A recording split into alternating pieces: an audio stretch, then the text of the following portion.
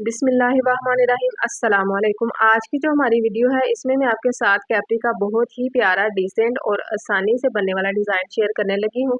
तो कैप्री का जो फैब्रिक है इसकी साइड की कन्नी कट कर लेनी है। इसके बाद कपड़े को डबल फोल्ड करके आपने प्रेस कर लेना है और नीचे की तरफ से जितना भी इसका एक्स्ट्रा फैब्रिक होगा रफ उसको आपने कट कर देना है। जो कपड़े की खुली साइड है वो मैंने दूसरी तरफ रखी है, बंद साइड अपनी तरफ रखी है। यहाँ से मैंने अपनी कैप्री की लेंथ रखी है 35 इंचेस तक। इसमें जो भी आपकी शलवार की लेंथ होगी ना इस डिज़ाइन के लिए आपने 1 इंच और 5 पॉइंट जो है वो लेंथ कम रखनी है। इसके बाद हिप का साइज़ है, यहाँ पे हिप साइज़ है 36 इंचेस तक। 36 को इस तरह से फोल्ड करेंगे तो यहाँ पे इसकी मार्किंग आएगी 9 इंचेस तक। 9 इंचेस में हम प्लस 2 इंचेस करेंगे तो 11 इंचेस हो जाएगा।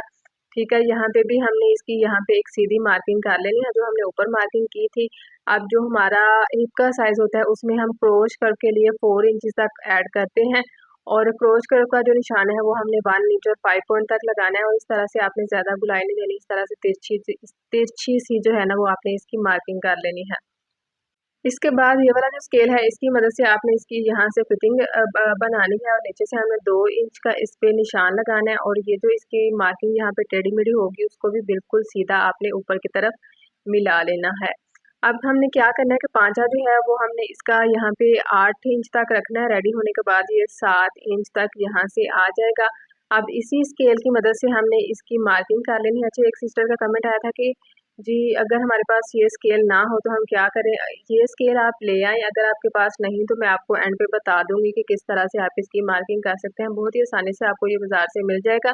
आप इसको ज़रूर ला के रखें, बहुत ही काम की चीज़ है। अब जो भी हमारा यहाँ पे साइज़ होगा उसका हमने हाफ करना है और यहाँ पे हमने ना फ्रंट साइड की तरफ प्लेट ऐड करने के लिए इसकी 4 इंच की मार्किंग कर लेनी है और दोनों साइडों के ऊपर इस तरह से हमने हाफ इंच पर मार्किंग करके इस तरह से इसकी ना एक शेप बना लेनी है और इसी के ऊपर हमने इसकी सिलाई लगानी है। अच्छा, मैंने पिछली जो कैप्रीज हैं उनमें ना आपके साथ शेयर किया था कि बेल्ट हम अलग से लगाते हैं, लेकिन इसमें ना जो इलास्टिक होगी वो इसी में हम ऐड करेंगे। तो यहाँ पे 2 इंच तक इलास्टिक का भी निशान मैंने यहाँ पे लगा लिया है। इसी फैब्रिक में हम जो है तो इसकी इलास्टिक लगा देंगे। ठीक है, अब यहाँ से भी हमने इसकी मार्किंग जो है इसी के साथ मिला लेनी है। ठीक है, जितनी हमारी कटिंग अच्छी होगी ना उतनी ही हमारी कैप्री जो है वो बहुत ही प्यारी बन के रेडी होगी। तो यहाँ पे देखें इसकी कटिंग जो है वो हो गई है और जो इसकी बैक साइड की कटिंग है वो भी आप ज़रूर देखिएगा क्योंकि ये बहुत ही ना कंफर्टेबल कैप्री होती है जो मैं आज आपके साथ शेयर करने लगी हूँ।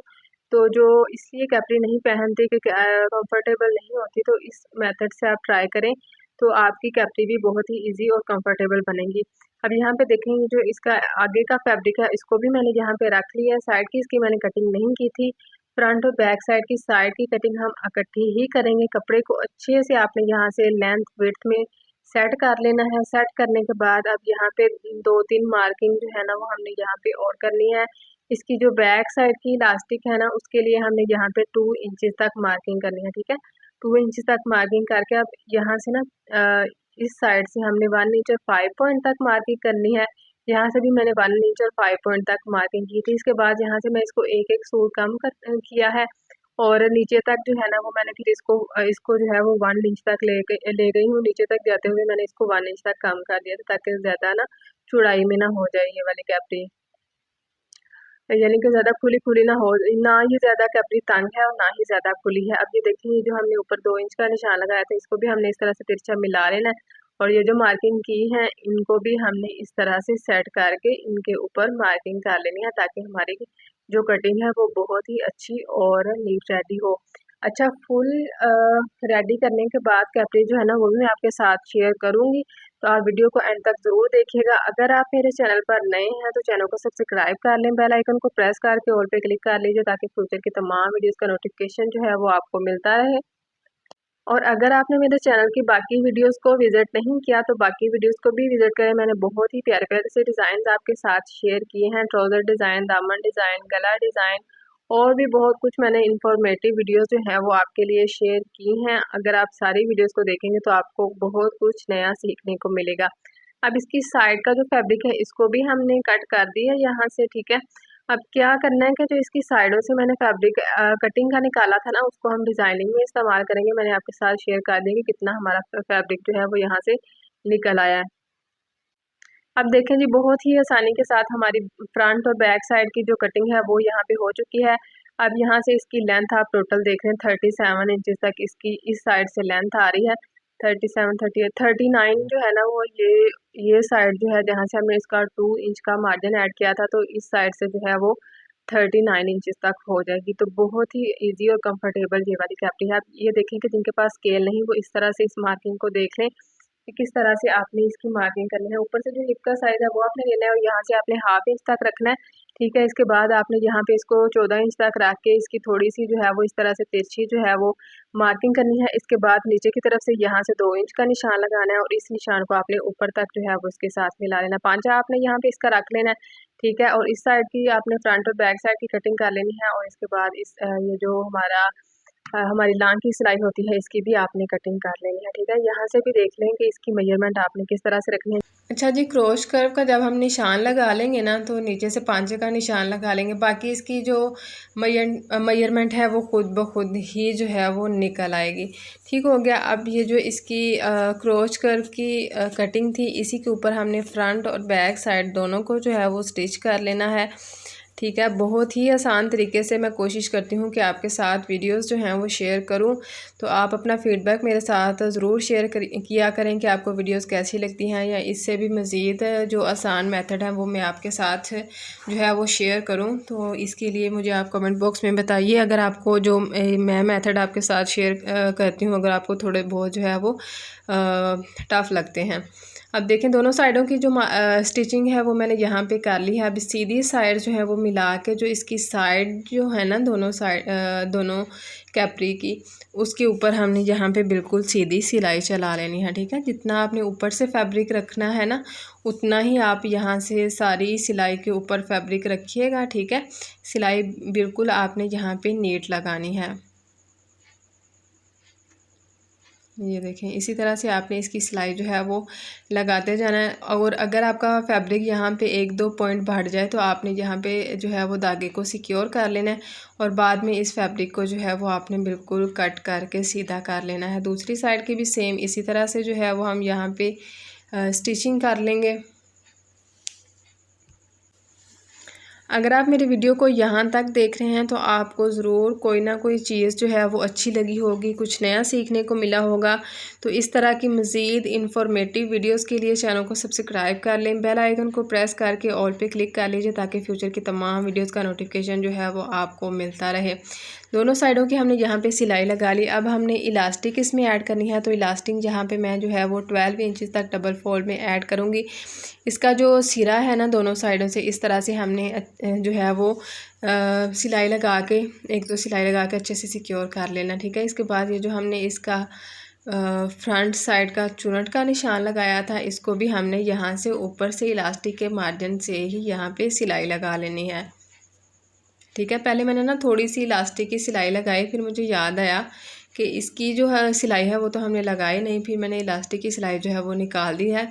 दोबारा से जो है वो मैं आपके साथ इलास्टिक की जो सिलाई है वो शेयर करूँगी। अच्छा, इस तरह से जब हम फ्रंट और बैक साइड की कटिंग करते हैं ना तो कुछ बहनें कहते हैं कि इसकी जो है ना इलास्टिक की सिलाई जो है वो फिर ठीक नहीं आती। तो आप देखिएगा मैं आपके साथ ही इसकी जो सिलाई है वो फुल शेयर करूँगी।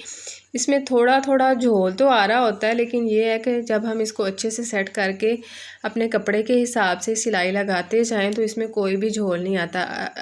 इसमें झोल इस वजह से आता है कि हम ये करते हैं कि झोल को कवर करते करते कपड़ा जो है वो अंदर की तरफ फोल्डिंग में ज़्यादा देते जाते हैं, तो उसकी वजह से जो है ना वो इसमें मसला आ जाता है। अब यहाँ पे देखें कि मैंने जितना इसका स्टार्टिंग से फैब्रिक रखा है ना उतना ही फुल मैं इसका फैब्रिक रखूँगी और इसी तरह से इसके ऊपर सिलाई लगाती जाऊँगी। अच्छा, अगर आपने इस तरह की इलास्टिक ऐड करनी है कि फ्रंट साइड जो है कैप्री को उसमें जो है वो बुकरम लगानी है और जो बैक साइड है उसके ऊपर इलास्टिक लगानी है, तो इसकी वीडियो भी मैंने अपने चैनल पर अपलोड की हुई है। और अगर आपने 8, 8.5 या 9 इंच तक फ्रंट साइड पर बुकरम लगानी है, यानी कि फ्रंट साइड के ऊपर भी हाफ आपने बुकरम लगानी है, तो इसकी वीडियो भी मैंने अपने चैनल पर अपलोड की हुई है। तो चैनल की बाकी वीडियोस को भी देखें, आपको बहुत सारी चीज़ें जो हैं वो नई सीखने को मिलेंगी। अब देखें कि इलास्टिक को इस तरह से हमने खींच लेना। इस तरह तरह से इलास्टिक लगाने का पता है फ़ायदा क्या होता है कि एक तो इलास्टिक जो है वो यहाँ पे इसके साथ सेट हो जाती है, दूसरा ये कि कुछ बहनों को जो है वो मसला आ रहा होता है कि इलास्टिक जब फुल सिलाई लगाने के बाद इलास्टिक ऐड करती हैं तो इलास्टिक जो है वो टेढ़ी मेढ़ी हो जाती है। तो इस तरह से आप जो है वो लगाने की कोशिश करें। बहुत ही आसान मेथड है, देखने में मुश्किल है लेकिन ये बहुत ही आसान तरीका है। इस एक दो शलवार के ऊपर लगाएंगे ना तो आपकी ग्रिप जो है वो बहुत ही अच्छी हो जाएगी। तो आप इसी मेथड से जो है वो इसमें इलास्टिक ऐड किया करेंगे। ये देखें जी, कोई भी इसमें झोल नहीं आया, बिल्कुल नीट हमारी शलवार जो है वो रेडी हो चुकी है। अब इसके सारे जो गैदर्स हैं उनको इक्वल करके हमने यहाँ पे इसके सेंटर में भी सिलाई चला लेनी है, ठीक है। ये देखें इस तरह से।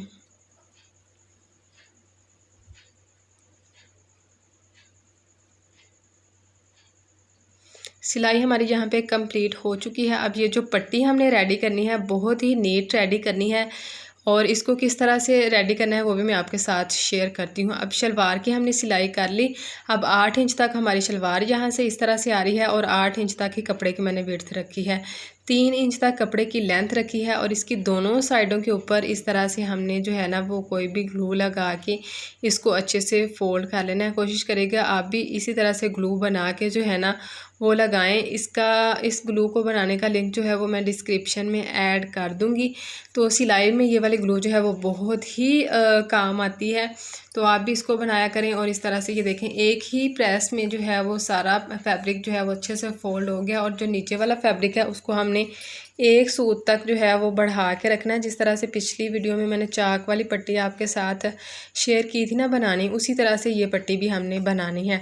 चाहे तो आप लेस के ऊपर यहाँ पे ग्लू लगा लें, चाहे तो आप इसी तरह से फैब्रिक के ऊपर इस पर ग्लू लगा लें। ठीक हो गया। अब यहाँ पे इसकी कन्नी रख के अच्छे से जो है इसको हमने सेट कर लेना है। सेट करने के बाद इसको दोबारा से प्रेस करना है तो देखिएगा हमारी कन्नी जो है वो बहुत ही नीट यहाँ पे जो है वो सेट हो चुकी है। दोनों साइड की जो पट्टियां हैं इसी तरह से रेडी हो चुकी हैं। अब इसके ऊपर हमने यहाँ पे कपड़े को सेट करते जाना है और इसके ऊपर सिलाई लगाते जाना है। ख्याल रहे कि जब आपने ये सिलाई लगानी है ना तो आपने कपड़े को बिल्कुल भी नहीं खींचना और ना ही आपने लेस को खींचना है। अगर आप कपड़े या लेस में से किसी एक चीज़ को भी खींचेंगे तो इसमें झोल आएगा। अब लेस की जो सीधी साइड है वो मैंने शलवार के कपड़े के ऊपर रखी है और इस तरह से उल्टी साइड के ऊपर जो मैं है ऊपर जो है ना वो मैं इसकी सिलाई लगा रही हूँ।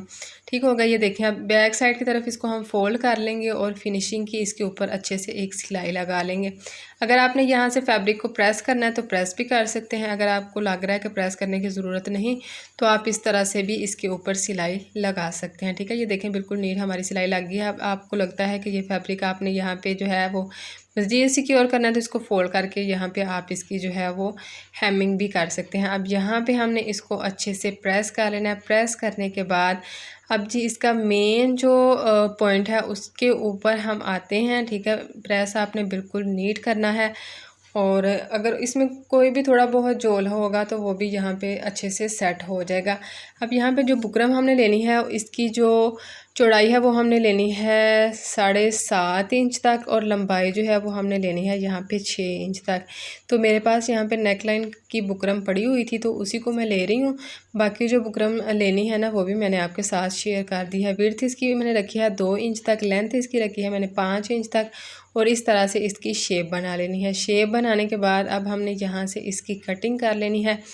और अगर आपने ज़ीरो साइज़ की बुकरम लगानी है ना तो ज़ीरो साइज़ की बुकरम भी लगा सकते हैं। मैं ना ये वाली बुकरम यहाँ पे लेडीज़ बुकरम लगा रही हूँ क्योंकि गले कट हुए पड़े थे तो इसी तरह से डिज़ाइनिंग में जो है वो काम आ जाते हैं। वैसे तो जो है इतने गले जो है वो कटिंग में इस्तेमाल नहीं होते, गला जो है वो दोबारा से ही कट करना पड़ता है।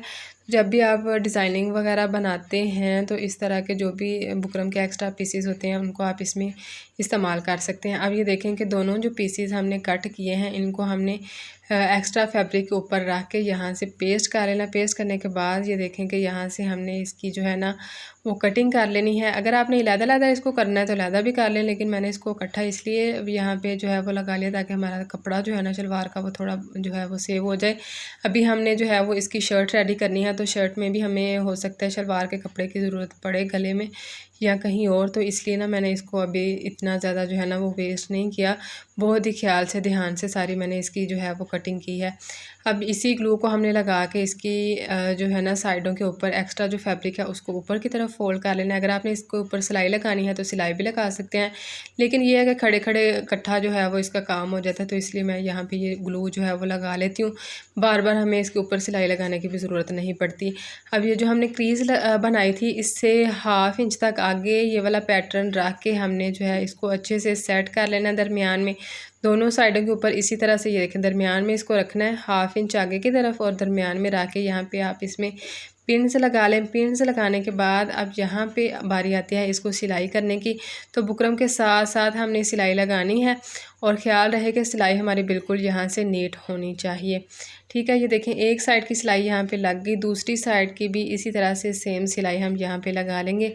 कॉर्नर जो है वो अच्छे से इसका यहाँ पे बनाइएगा और कॉर्नर पे भी अच्छे से सिलाई लगा लीजिएगा। ठीक है, कॉर्नर को जब हमने फ़ोल्ड करना है तो फिर ये अच्छे से फ़ोल्ड हो जाएगा।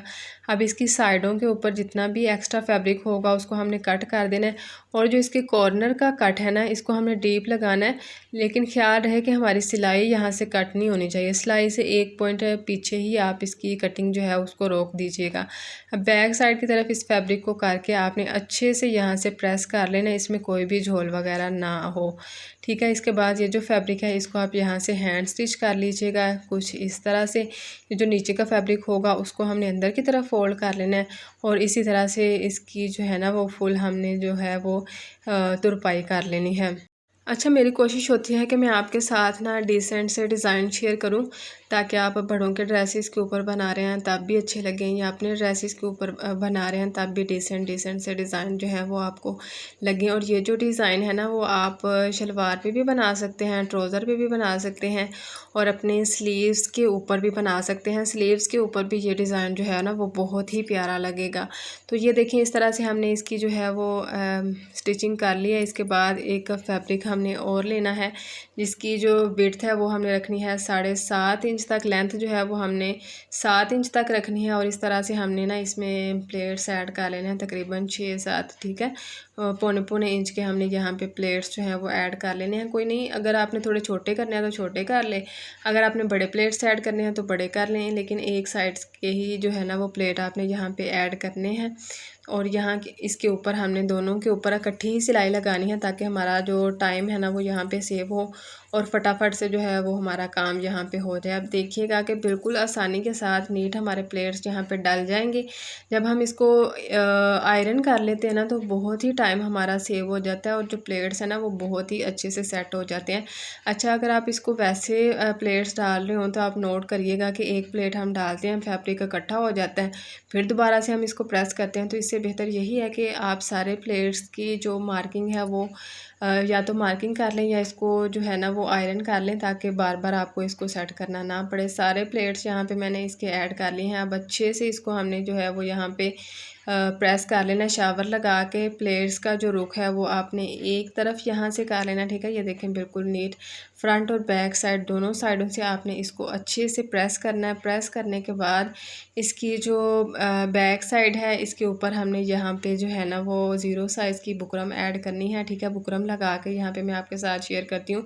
बुकरम लगा के सेम इन दोनों पैटर्न के साथ का मैंने फैब्रिक इसमें मज़ीद सिंपल ऐड किया है और इसकी 3 साइड जो हैं उनके ऊपर सिलाई लगाई है। सिलाई लगाने के बाद अब इसको हमने यहाँ पे इस तरह से जो है ना वो फ्रंट साइड की तरफ फ़ोल्ड कर लेना। फ़ोल्ड करने के बाद इसके जो कॉर्नर्स हैं ना वो हमने अच्छे से निकालने हैं, क्योंकि ये जो कॉर्नर हैं ये हमारे डिज़ाइन के दरमियान में आएंगे तो ये बहुत ही नीट होने चाहिए। अब इनको दोबारा से हमने अच्छे से जो है वो प्रेस कर लेना। प्रेस करने के बाद इसको हमने यहाँ से सेंटर से कट कर लेना है। कट करने के बाद अब हमने क्या करना है कि ये जो इसकी बंद साइड है ना इनको हमने इस तरह से जोड़ के रखना है और यहाँ पे इस तरह से कैपरी के साथ इसको आपने अच्छे से सेट कर लेना है। ठीक है, सेट करने के बाद दोबारा से इसको अच्छे से प्रेस कर लें और इसके ऊपर यहाँ पे आप जो है वो पिन से लगा लें ताकि यहाँ से अच्छे से सिक्योर हो जाए और जब आप इसके ऊपर सिलाई लगाएं तो आपको इसको बार बार सेट करने की भी ज़रूरत ना पड़े। ठीक है,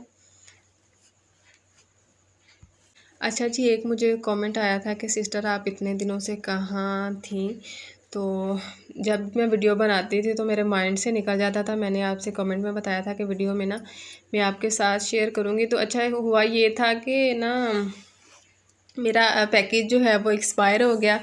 तो एक दिन वैसे ही नेट नहीं था चल रहा, तो दूसरे दिन जो है वो पैकेज जो है वो एक्सपायर हो गया, लेकिन अभी डेट थी। तो मैंने एक दो लोगों से पूछा कि भैया आपका नेट सही चल रहा है, तो उन्होंने कहा कि नहीं हमारा नेट जो है ना वो स्लो चल रहा है। तो इसी वजह से ना 3-4 दिन जो हैं वो वीडियो इसीलिए डिले हो गई। तो अगर आप इस तरह के डिसेंट से डिज़ाइंस और देखना चाहते हैं तो आप मुझे कमेंट बॉक्स में बताएं। और अगर आपने चैनल को अभी तक सब्सक्राइब नहीं किया, वीडियो को लाइक नहीं किया, तो जी वीडियो को लाइक कर लें। ये नहीं करना नीवी नीवी होके निकल जाना है। मिलते हैं आपसे इंशाल्लाह नेक्स्ट वीडियो में।